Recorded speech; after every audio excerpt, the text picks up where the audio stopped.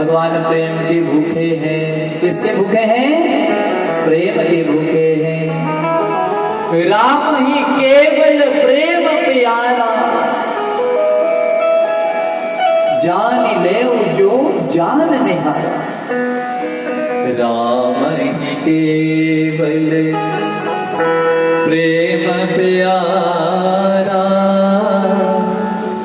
जान ले जो जान निहारा। राम ही केवल प्रेम प्यारा, जान ले जो जान निहारा। और क्या कहते हैं? प्रेम प्यारा, जान ले जो जान निहारा। जो प्रेम गली में आया नहीं प्रिय तम का ठिकाना, क्या जाने जो प्रेम गली में आया नहीं प्रिय तम का ठिकाना, क्या जाने जिसने कभी प्रेम किया ही नहीं, जिसने कभी प्रेम किया ही नहीं, वो प्रेम निभाना, क्या जाने जिसने कभी प्रेम। अरे वो प्रेम क्या करेगा? वो प्रेम निभाएगा क्या जिसने कभी किसी से प्रेम किया ही नहीं। हम तो मतलब के लिए बैठे हैं महाराज। मतलब की इस दुनिया में कौन किसी का होता है? मतलब की दुनिया में कौन किसी का? कोई किसी का नहीं। सब मतलब के लिए बैठे, अपने स्वार्थ के लिए आए हैं। प्रेम के लिए तो कोई कोई आया है। जो इतने दूर से भी आ जाते हैं उन्हें प्रेम है। किससे? मेरे बांके बिहारी जी से, मेरे राधा रमन लाल जी से, मेरी राधा रानी से उनको प्रेम है, इसलिए वो दूर दूर से भी उनके पास आ जाते। बोलो वृंदावन क्यों जाते हैं? लस्सी पीने, पेड़े खाने। वो लस्सी पीने वृंदावन दे होए पेड़े मथुरा दे जाके खाने। किसी ने भजन ही बना दिया, बस यही गाओ सब खुश हो जाएंगे। जैसे लस्सी का नाम लेना, दुकान वही दुकान पे पहुंच जाना, फिर पीने के बाद ऐसे देखना एक दूसरे के कि पैसे कौन देगा है? मैं तो जब भी जाता हूँ तो आराम आराम से बेचता हूँ कि मेरी सबसे बाद में खत्म हो, पैसे न दे। हेलो, हाँ जी पंडित जी पहुंच गए वृंदावन? हाँ जी पहुंच गए जी। ओ पेड़े ले जाना, ऐसे नहीं बोलना कि मत्था मेरी ओर से भी टेक लेना। अरे ठाकुर जी के दर्शन कर लेना, मैं आकर आपके दर्शन कर लूंगा, मुझे वही दिखाई देंगे। ऐसा कोई बोलो कहेगा? आपने कहा कभी ऐसे? आपने भी यही कहा, ओ फलानी गली चो फलानी चीज लेके आई, चूड़ियां बहुत बढ़िया बनी। नहीं, ऐसे मत करो। कोई वृंदावन जाए ना, उसे एक चीज बोल दो बस, आप मत्था टेकोगे ना, मेरी ओर से भी उनको प्रणाम कर देना। अगर प्रणाम नहीं किया तो मेरे बारे में सोच ही लेना, वहां जाकर मैं यहीं पर धन्य हो जाऊंगा। ऐसे मेरे बांके बिहारी जी बड़े दयालु होते हैं भगवान, बड़ी कृपा करने वाले होते हैं, पर हमें उनसे ना कुछ लेना नहीं आता, लेना बिल्कुल नहीं आता। हम तो मांग भी उनसे ऐसी ऐसी चीजें लेते हैं, ठाकुर जी बोलते हैं मुझे पता है कि मुझे तेरे लिए क्या जरूरी है, वो मैं जरूर दूंगा। जो तेरे लिए अति आवश्यक है वो मैं अवश्य दूंगा। अब कई ऐसे सोचते होंगे कि हम भगवान का इतना पाठ करते हैं, पूजा करते हैं, और वो नहीं करते हैं, उसके सब काम बनते और हमारे काम नहीं बनते। ध्यान देना, इस बात का भी जवाब है। एक कर्म होता है, क्या होता है?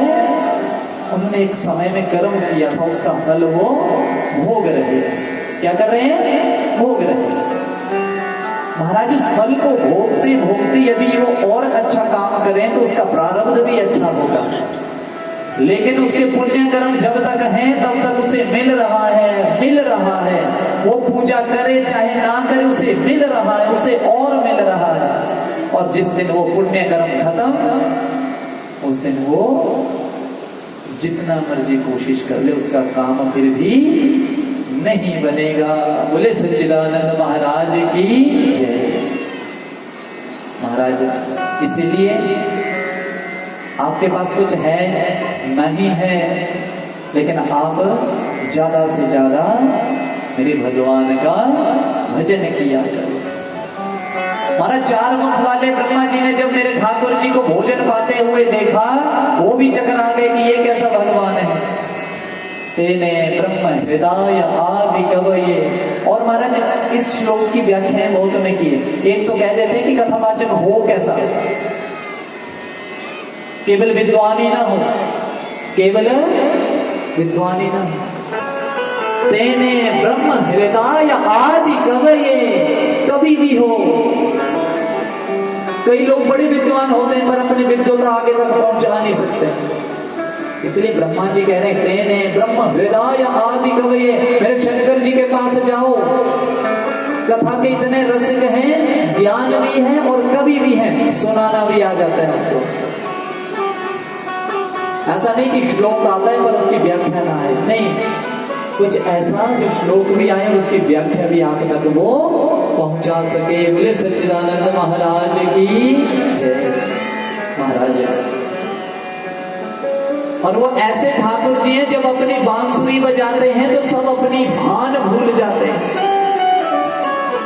वृंदावन में जब भगवान बांके बिहारी मेरे बांसुरी बजाते हैं तो कहते हैं जो गायें होती है ना, गौ माता, उनके धनों से दूध की धारा बहने लग पड़ती थी। सोचो कैसा वो तान लगाते हैं, कैसा वो तान लगाते हैं। सब सुध बुध भूल जाते हैं। वो सखियां, वो गोपियां। एक गोपी एक बार महाराज पानी भरने गई और पानी भरकर वहीं पर बैठी है, सोच रही है कुछ। उधर से नारद जी आ गए। नारद जी ने देखा कि ये गोपी पता नहीं किसके बारे में सोच रही है, पूछूं तो सही, शायद बांके बिहारी का ध्यान कर रही है।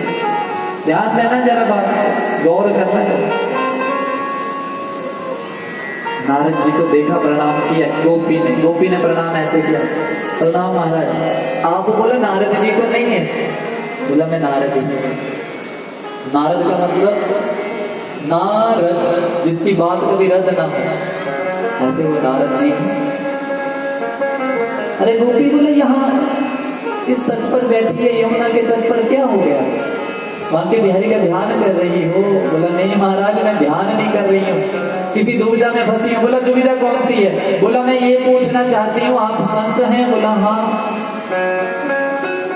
कि मेरा ये जो चित्त है ना, चित्त, मेरे इस चित्त में ये जो टेढ़ी टांग वाला है ना, ये ऐसा चिपक गया है, ऐसा चिपक गया है कि कैसे हटे। अब नारद जी करे राम राम राम राम। आज तक जितने मिले उन्होंने यही पूछा कि ये मेरे चित्त में कैसे बसे, और ये पहले मिली जो पूछ रही है कि मेरे चित्त से कैसे हटे। बोला ऐसा क्या हो गया? बोला सुबह की बात सुन लो। सुबह 5 बजे उठी, सासू माँ ने कहा कि दूध निकाल के ला। जब मैं दूध निकालने गई, अभी दूध निकालने लगी थी कि उतने में वो ठाकुर, वो टेढ़ी टांग वाला दरवाजे पर आके कहता है क्यों रे सखी, अकेली दूध ले जाएगी, मुझे नहीं पिलाएगी? तो महाराज मैंने वो दूध बाल्टी में भी निकाला, सीधा ही धन उसकी मुंह की ओर कर दिया, और जब सारा दूध उसे पिलाने लगी तो इतने में मेरी सासू माँ आई और अपशब्द कहने लग पड़ी, मुझे डांटने लग पड़ी। नारद जी ने पूछा महाराज डांटा क्यों? बोला डांटना भी उसका बनता था, वो दूध ठाकुर जी के मुंह में नहीं, वो सारा नीचे गिरा हुआ था। बोला क्यों? बोला मुझे तो वही दिखाई दे रहा था, अब जहां भी देखो मुझे वही दिखाई देता है, महाराज मैं क्या करूं? बोला फिर? बोला महाराज डांट तो पड़ गई, अब क्या करूं?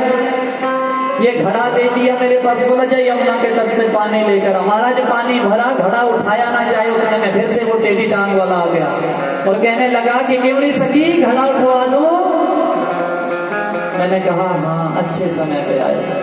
महाराज अभी घड़ा आधे रास्ते पर पहुंचा था, पता नहीं कहां चला गया, ये घड़ा टूट गया, अब घर कैसे जाऊं? सुबह पहले सासू माँ से एक डांट खा के आई हूं, अब कैसे घर जाऊं? बस आज इसको मन से निकाल के ही घर जाऊंगी। ऐसी महाराज वो गोपियां हैं जिनके चित्त में वो चित चोर ऐसा चिपका है। ये सबसे बड़ा ग्रह है, ये जो 9 ग्रह है ना, इनकी शांति तो हम भी करवा देंगे मंत्र पढ़ के, पर एक ऐसा ग्रह है कृष्ण नाम का ग्रह, जिसको लग जाए ना हम भी गारंटी नहीं देंगे, वो हम भी नहीं हटा सकते।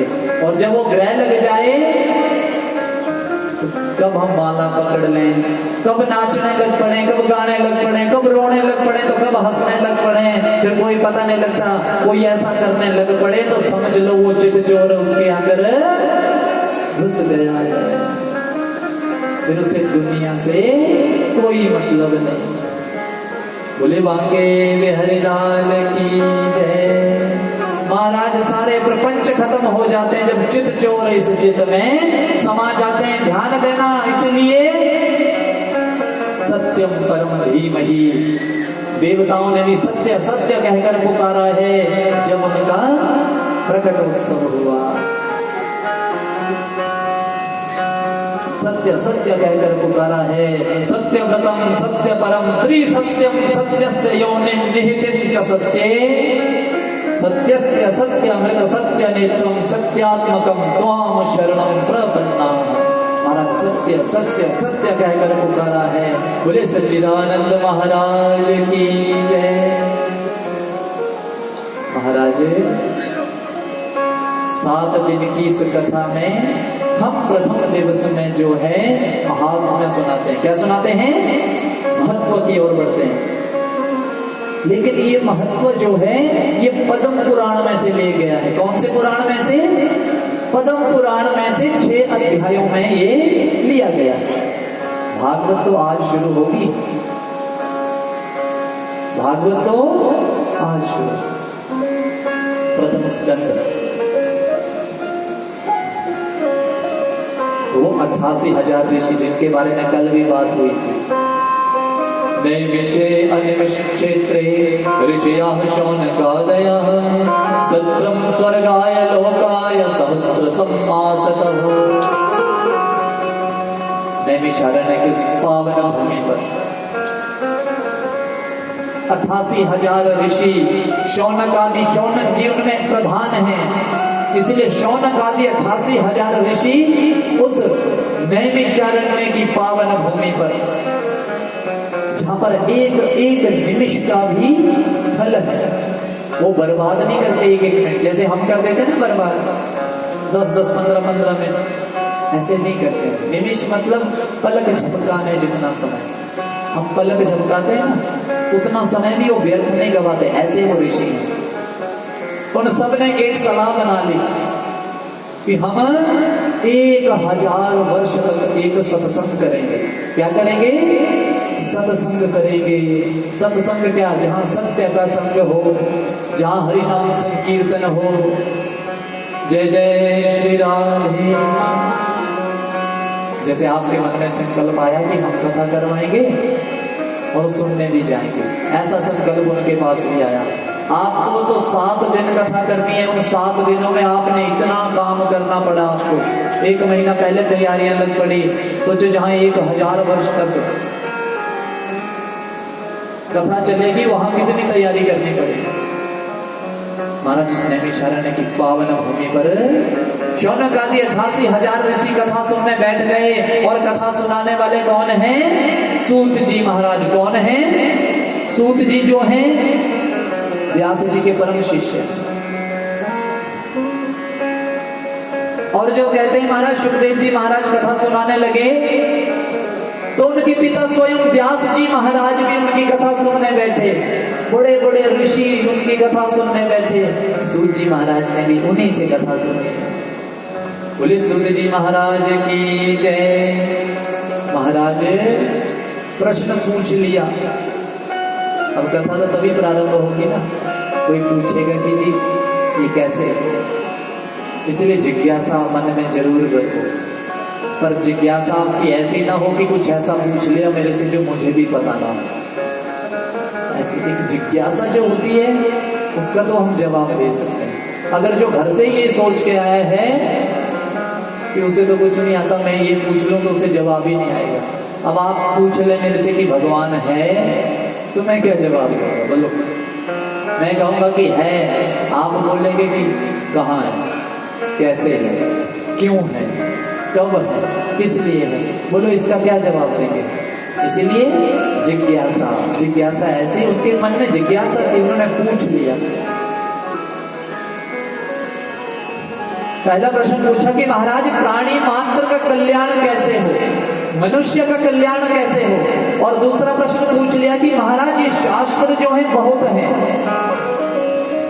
पर मनुष्य के पास समय बिल्कुल नहीं है, तो महाराज जो शास्त्रों का सार है वही हमें बता दें, शास्त्रों का सार क्या है। तीसरा प्रश्न क्या पूछा कि भगवान यदि सर्व समर्थ हैं, जगदीश्वर हैं, तो फिर अवतार क्यों लेते हैं? संकल्प मात्र से ही दुष्टों का नाश कर देते, अपने संकल्प से ही सब कार्य कर देते, ये अवतार क्यों लेते हैं? अगर अवतार लेते हैं तो कितने अवतार, कितने अवतार लेकर आए? और अगला प्रश्न पूछा कि जीवन का परम लक्ष्य क्या है, जीवन का परम लक्ष्य क्या है। जब महाराज सूत जी ने ये प्रश्न सुने बड़े प्रसन्न हो गए, बड़े प्रसन्न हुए। किम श्रेयः शास्त्र सारः कः स्वावतार प्रयोजनम् किम कर्म के अवताराश्च धर्मः कः शरणं गतः। कि महाराज जब भगवान अपनी लीला समाप्त करके स्वधाम चले जाते हैं तो ये जो धर्म है किसकी शरण में जाता है? धर्मः कः शरणं गतः, किसकी शरण में जाता है? महाराज सूत जी महाराज बड़े प्रसन्न हुए और कहने लगे कि इन प्रश्नों का जवाब देने से पहले मैं अपने गुरुदेव का ध्यान कर लूं, तो आप सब भी अपने गुरुदेव का ध्यान करें। बोले सद्गुरुदेव भगवान की जय। हमारे हैं श्री गुरुदेव, हमें इस बात की चिंता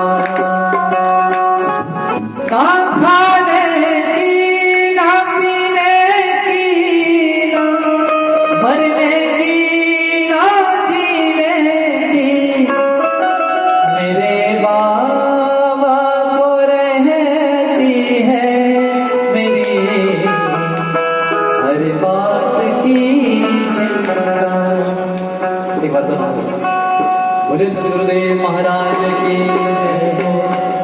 हमारे